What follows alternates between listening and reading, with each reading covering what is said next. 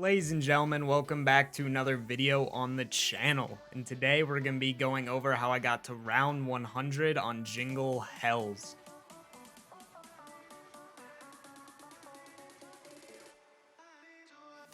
Now, real quick before we go ahead and get into the video, I just wanted to thank you guys really quick for letting us reach 100 subscribers. As someone who's only put out 5 videos, hitting that landmark and well surpassing it at this point is absolutely insane. And I can't thank you guys enough for that. But without any further ado, let's go ahead and get into this game. So this game went ahead and started like any old game on D Machine, jumping out of that helicopter on round 1. But immediately after that, you can already see one of the differences with this mode. Immediately when you spawn in, you see that evil Santa riding on his sleigh with those plague hounds taking him away. He actually took your mystery box from this game. So that leaves you with a brand new way to go ahead and get weapons. And the way that getting weapons works is with presents. Now, there are 2 ways that you can get presents to spawn. You can go ahead and kill some snowmen that spawn around the map, and sometimes they'll drop something for you. But the other one, and the one you have more control over, is going ahead and using the snowballs that now spawn around the map. If you hit a zombie with one of these, and then you go ahead and kill that same zombie, there's a chance that they can drop a present for you. Now, these presents go ahead, they can contain guns, they can contain equipment, they can contain armor, they can contain score streaks, they can basically contain every single thing that would normally drop on the ground. Now, the thing that makes the round 100 a little bit tricky in this mode is obviously no box, but since the presents drop all of this stuff, that means that it doesn't just drop naturally. So there's no chance of you just getting some armor off the ground, there's no chance of you getting a decoy or a monkey bomb off the ground. It just becomes really reliant on salvage to get things that aren't snowballs. Now, since you're probably going to have to open a lot of presents to go ahead and get that ray gun, there are a couple things you can do to try to help getting that ray gun, or at least speeding up getting yourself set up. The first thing to really help you go ahead and get set up when going ahead on this mode is actually using the trials. Now, I wasn't really a person who used the trials a whole lot, but with these, it allows you to get those legendary rewards, so you can get things like a free self-revive, a free die, free pack-a-punch weapon. So just working on those while you're already cranking out those presents trying to get that ray gun is really helpful for getting set up maybe a little bit faster. Now, the other huge thing that helps with getting set up on this map and trying to get that ray gun is going ahead into the dark aether and breaking as many crystals as possible. Very often, these crystals will just give you something like some ammo, some common salvage, just stuff that's not super helpful. But occasionally, you can go ahead and pull stuff like legendary weapons and self-revives out of them. So while it's not normally worth going for these when you have the mystery box, with the lack of that, using anything to try and get those a little bit faster is absolutely crucial to getting this strategy going. Now, you might be wondering why I didn't mention the coffin dance Easter egg, since that's a really good way to get good guns most of the time. Well, in this mode, they actually have all the Easter eggs disabled, almost like it was day 1 all over again. So you can't do that Easter egg to go ahead and have a pretty good chance at the ray gun. You can't do that free DIE Easter egg where you blow up the door. You're just stuck to the pure RNG of the game. So after about an hour of gameplay and 24 rounds of just running around, creating as many presents as possible, doing as many trials as possible, and breaking as many crystals as possible, we were finally able to get that ray gun out of one of them.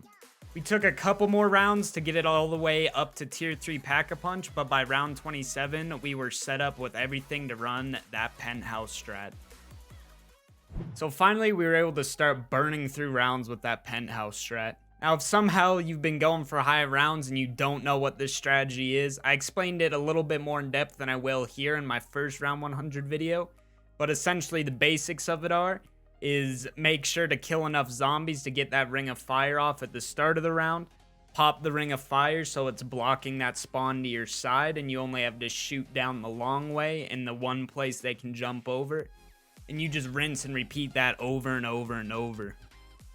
Now, the reason that this strategy is so effective is because when you're up here, the zombie spawns are actually the fastest that they are anywhere on the map. People using this strat have been able to make it to round 100 in sub 2 hour. I haven't personally hit that time yet, But this is by far the fastest and probably one of the more engaging high round strategies that you can run. But obviously it wouldn't be one of my round 100 videos without messing up this strategy. When I was in the chopper gunner, when I ended up having to back up next to that barrier and I went ahead and exited early, holding down that E key went ahead and opened the barrier the second I left the chopper. And obviously I was pretty bummed on this because we only had one down to this point. It was going really, really well. But then we went ahead and improvised with a new strategy known as the truck bed strategy. So from round 74 onwards, we went ahead and relied on that truck bed strat. Now, I won't lie to you guys, the truck bed strat is probably the super weenie hut juniors of high round strats on this map. Like, if you want a really easy round 100 and you got some time to kill, this is definitely the way to run it. So for the basics of the strategy, obviously you're on the truck bed. It's located by the pond right where you exfil. And when you're on this truck bed, for whatever reason, the zombies can only come at you from that very corner of the truck bed, and they can only jump up on the two sides of that corner. So obviously that makes it a really, really easy place to focus, especially when you have the ray gun and it's killing in 2 shots on whatever round. But the huge thing about this strategy is the fact that if you have your ring of fire at least tier 2, so it has that double burn damage, the zombies actually can't climb up the truck bed in time to kill you before they die to that burn damage.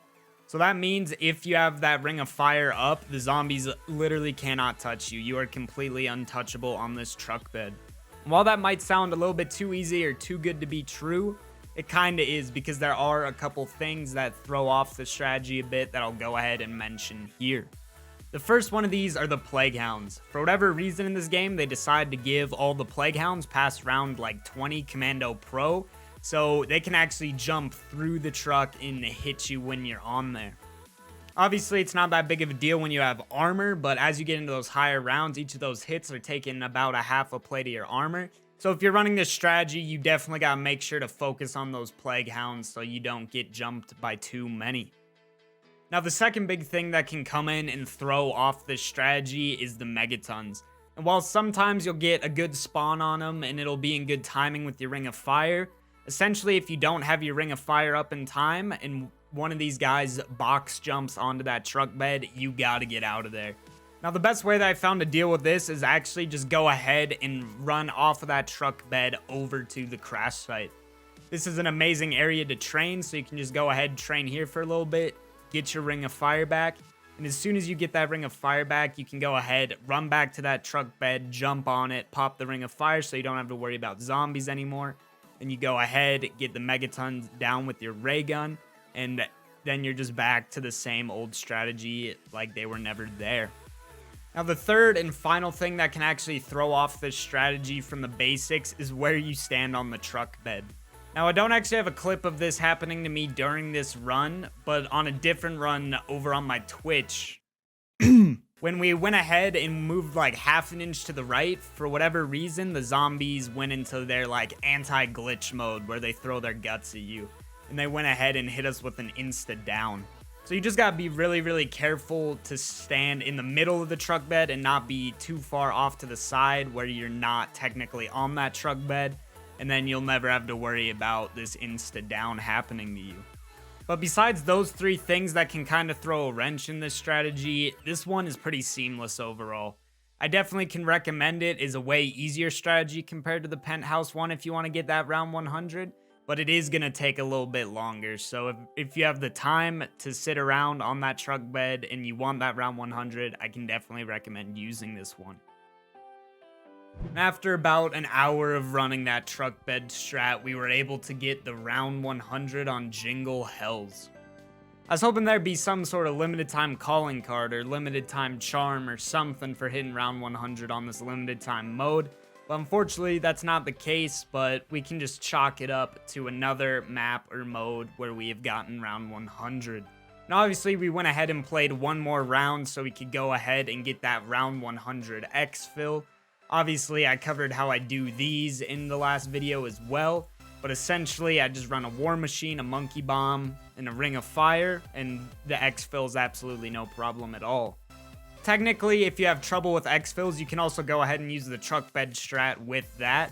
Personally, I don't really like running my Exfils that way, but if you do have trouble with Exfils, it is a possibility for you to use. But after just blowing up a few zombies, killing that Megaton, we were able to escape Jingle HELLS.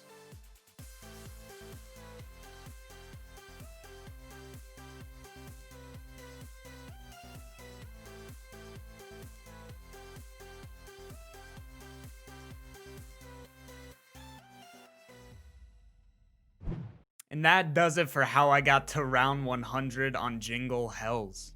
If you did find anything useful or interesting in this video, please make sure to leave a like on it. It only takes a second of your time, it helps me out a ton, and it's very, very, very much appreciated. Also, if you haven't already and you enjoyed, make sure to subscribe. We're going to be making content like this all year round with Cold War, so if you want to be the first to see when that comes out, hitting that subscribe button and that notification bell is the best thing you can do. But anyways, guys, that's going to do it here for me today. I appreciate all the love and support on the channel. And as always, I will see you in the next one. Till then.